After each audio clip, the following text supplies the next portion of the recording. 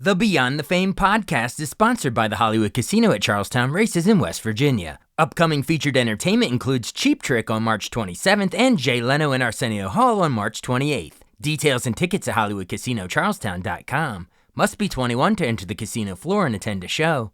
Gambling problem? Call 1-800-GAMBLER. And this month's programming is also brought to you by Signature Theater, presenting Safety Not Guaranteed. Get ready to go back in time with this indie rock musical adventure. If you could go back and change your story, would you? The show runs March 3rd through April 12th. Buy tickets now at sigtheater.org.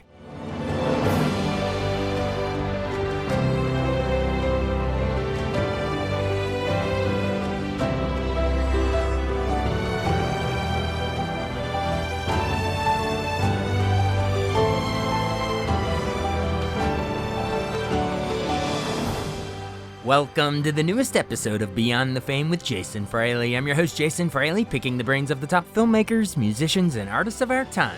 10 years ago today, legendary comedian Steve Martin showed his showbiz range when his original bluegrass musical Bright Star opened on Broadway on March 24th, 2016. The show earned 5 Tony nominations, including Best Musical, Best Book of a Musical for Martin, and Best Original Score for Martin and co-writer Edie Brickell, best known for her radio hit What I Am. I spoke to Martin and Brickell when the show made its pre-Broadway premiere at the Kennedy Center the previous December. Apologies for conducting the interview in an echoey back room of the Kennedy Center, but we're playing it for you anyway. I mean, come on, it's Steve Martin. I'm here with the one and only Steve Martin.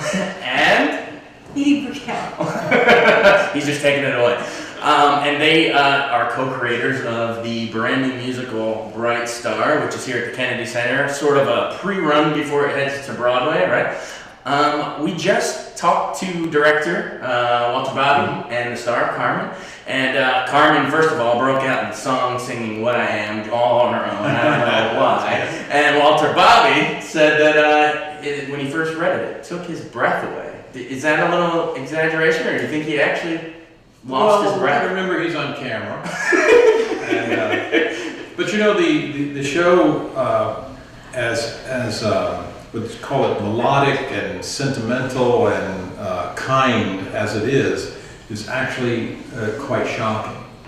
And I think that's probably what he's referring to. It's a couple of very shocking moments in the play that keep it modern, keep it in the forefront, you know. Yeah. So it's not just a sentimental, sweet musical. Right.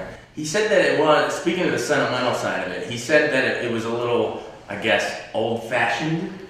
I think of it as newfangled, old-fashioned musical. I like that. Why didn't you put that on the poster? How did you guys, hook up to work on this? I know you've toured together musically. You've done even like an album together, mm-hmm. right? How did you first meet Steve? So 2 albums. Together. 2 albums. Okay. How did you first meet Steve? Oh, I was 23 and I met him at a dinner party, and he was... I was 70. Still? Back then? He was the sweetest stranger I'd ever met. He was sitting across the table and he broke this garlic matzo and said, "You really got to try this." The garlic matzo. It meant so much to me that he even knew I was sitting there. That really does not make a person kind. I could be making small talk. What do I do? I'd gone to a couple of dinners before and it was just so much, anyway. Just bring the garlic matzos everywhere you go. It's like family. That's what it was. Yeah. It caring. It was just, the little things do add up. And by the way, I do want to amend something I said called the musical sentimental. Mm-hmm. But I mean that in the best sense of the word, right? Where you're get into characters and they have arguments, they break apart, they come back together, and like the best side of life. Yeah. I think you guys, is it possible you could do a play about, the garlic and call it The Sweetest Stranger I Ever Met? That's like a good title. All right, well, tell us. To you. Yeah, okay. I'll work on that. Tell us about, you obviously know what it's about. You created it. I know what it's about. But just for our listeners, give us a little synopsis. You're the best. Go ahead. Okay. Well, because we have an interesting hook in the story that is shocking to the audience, I don't like to give that away. No spoilers here. Yeah, no spoilers.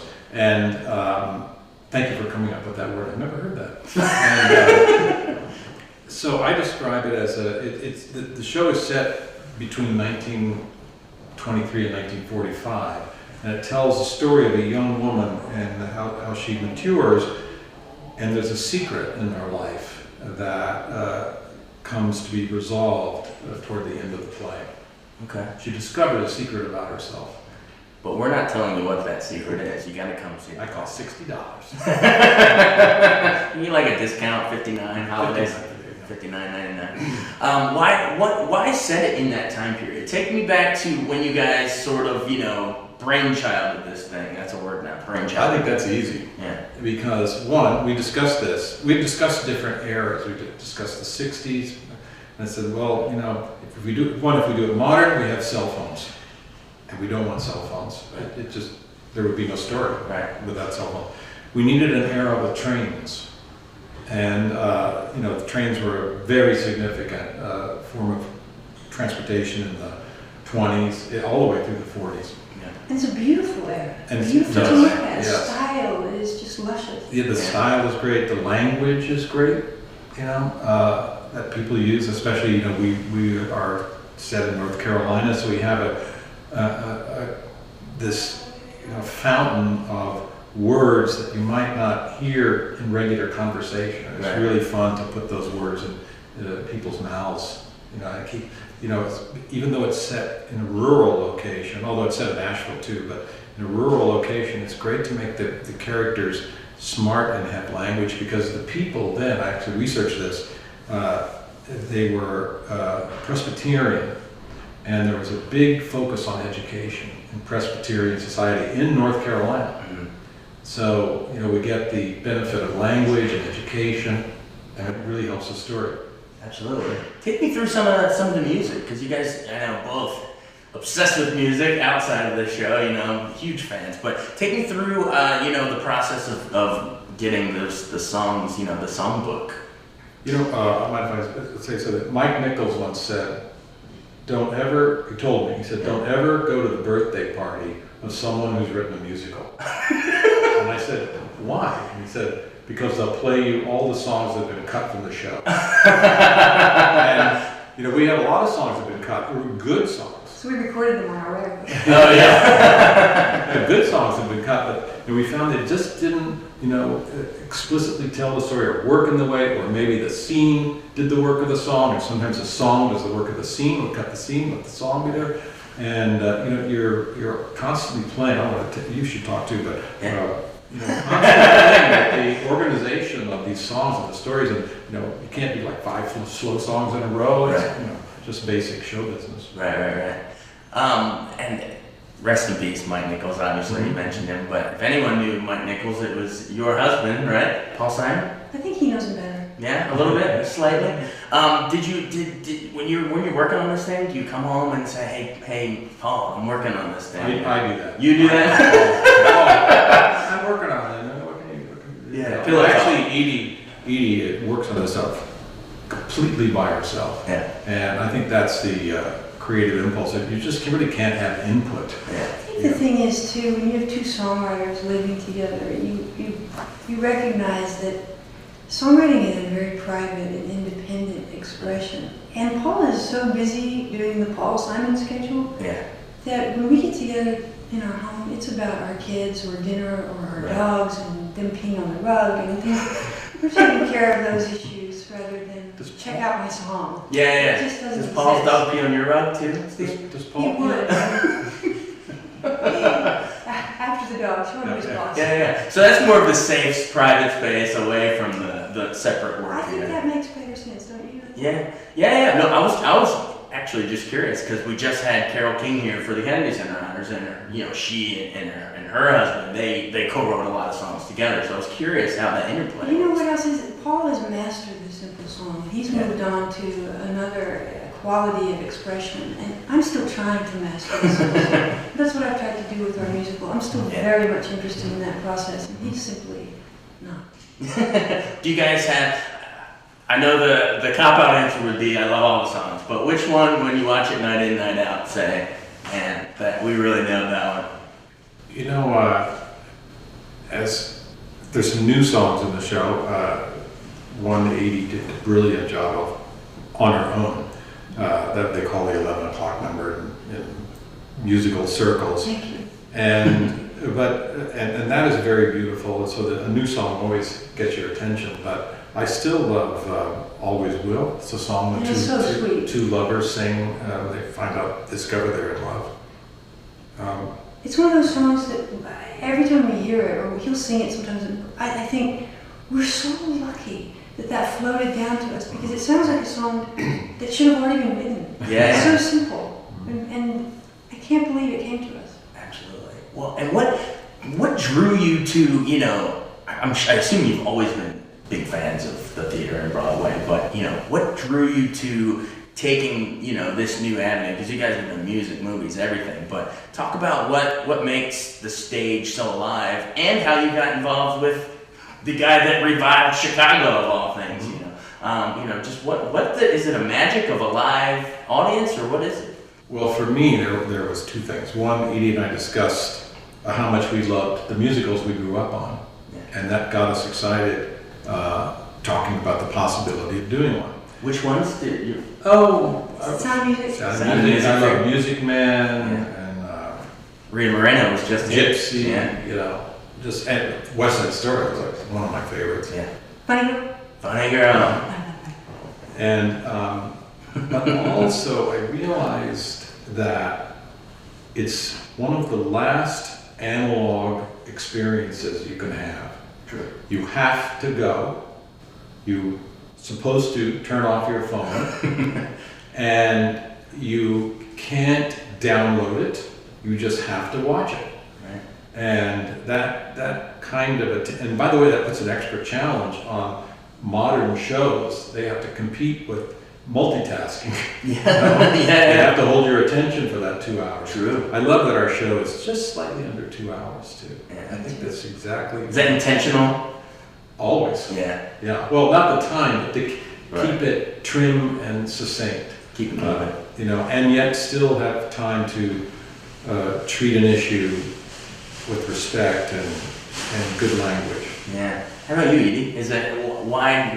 What does the stage do to you? You mentioned Funny Girl, and so I guess Streisand fan and all that. But what keeps drawing you to the theater? Well, this is the first time I've been drawn to the theater, really, and I'm discovering the talent of all of our collaborators and our team. I didn't know that everyone's an artist, from the lights, stage, sound. Obviously, the director, the choreographer. I didn't realize what all the choreographer does. Our music director. Right. And of course, our cast. The passion that they put into every performance, and how hard they work. We're really grateful for our cast. And Walter Bobby has done such a great job. And Rob Berman, music, and Josh Rhodes, the choreographer. All these people, and Peter Asher, who produced all our records and kind of created this sound. They're artists. They have vision, and they bring it to our musical, and they make it so good for us. I'm so grateful to them.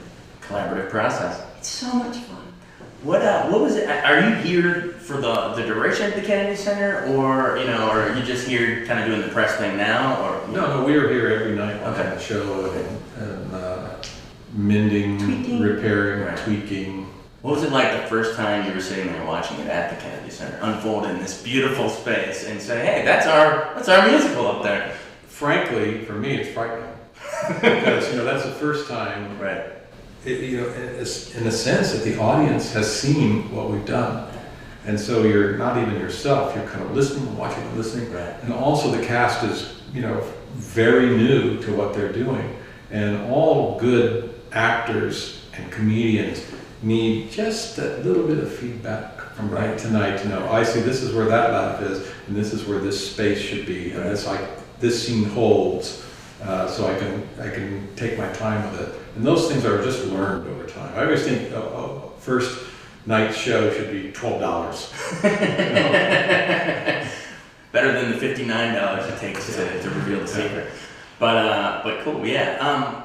How about you, Edie? Are you peeking out the corner of your eye there at the audience as it's going on? Yeah, I watch them. Mostly I sit there and I think, I can't believe how lucky I am to be a part of this. And I get involved in the show, and then suddenly I stop and say, thank you. Thank you. And I'm so grateful, again, for all of their talent, that they can take a song and make it so big and beautiful, and that I get to be a part of it. I'm thrilled. Thanks, Steve, too. His writing is so wonderful. They're just elbowing each other over there. And thank you. We say thank you for bringing it here. We hope Washington enjoys this show. I mean, George Washington. Trust me, it was all I could do to not bring up every favorite Steve Martin movie I could think of, wanting to keep it mostly about his Broadway show Bright Star. But that does raise an interesting question. What is your personal Mount Rushmore of Steve Martin movies? There's so many to choose from, with Dead Men Don't Wear Plaid, All of Me, Three Amigos, Dirty Rotten Scoundrels, Parenthood, Bowfinger, and Cheaper by the Dozen. Not to mention his TV roles on Saturday Night Live and Only Murders in the Building. But if you're asking me to pick just 4 flicks, my Mount Rushmore in chronological order would be The Jerk from 1979, Roxanne from 1987, Planes, Trains, and Automobiles also from 1987. And because it was the first one I ever saw, Father of the Bride in 1991. Thanks so much for listening to Beyond the Fame with Jason Fraley. Our theme music is Scott Buckley's Clarion. Remember to give us a 5-star rating if you like what you hear. We'll see you next time.